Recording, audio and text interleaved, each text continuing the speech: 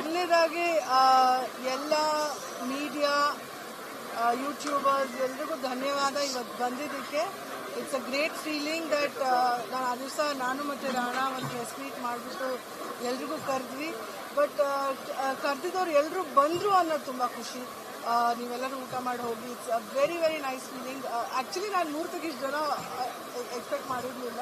May be because ದೇವರ್ waiting side by side ಎಲ್ಲರೂ ಅನ್ಸುತ್ತೆ ಮೂರ್ತಕ್ಕೆ ಎಲ್ಲರೂ ಬಂದು ಹೋದರು ಅನ್ಸುತ್ತೆ. But it's a nice feeling that our family is growing. It's nice that we welcome Rakshita today. ಖುಷಿ ಇದೆ ಅವರಿಗೋಸ್ಕರ. ಆ್ಯಂಡ್ ನಾಳೆ ರಿಸೆಪ್ಷನ್ ಇದೆ. ಅಂದರೆ ಇಟ್ಸ್ ಅ ಗ್ರೇಟ್ ಫೀಲಿಂಗ್. ನಾನು ಹೇಳ್ದಂಗೆ ಐ ಥಿಂಕ್ ನಡುಕ್ತಾ ಇದ್ದ ಅವನು, ಅಷ್ಟು ಹೆದರೋಗ್ಬಿಟ್ಟಿದ್ದ ಅವನು.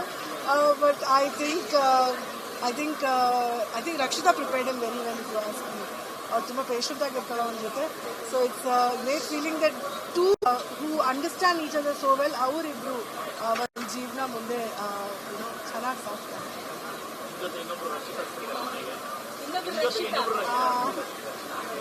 ಡೆಫಿನೆಟ್ಲಿ ಅಂದರೆ ವಿ ಆರ್ ಕಂಪ್ಲೀಟ್ಲಿ ಅಂದರೆ ನನಗೆ ಆನೆಸ್ಟಾಗಿ ಹೇಳ್ಬೇಕು ಅಂದರೆ ಐ ಆಮ್ ವೆರಿ, ನಾನು ಅಷ್ಟೇ ಅಡ್ಜಸ್ಟ್ ಆಗಲ್ಲ ನಾನು. But she is very adjusting. She is a complete opposite of me to ask me. But ಏನಂದರೆ she is very independent girl. ಅವಳು to come to our family definitely ಅದೊಂದು ಖುಷಿ ವಿಚಾರ. Also ಆ ಮನೇಲಿ ಬರೀ ಮಮ್ಮಿ, ಸತೀಶ್ ಅಂಕಲ್ ಮತ್ತು ರಾಣಾ ಇರೋರು. It's nice that they have another person staying with them now.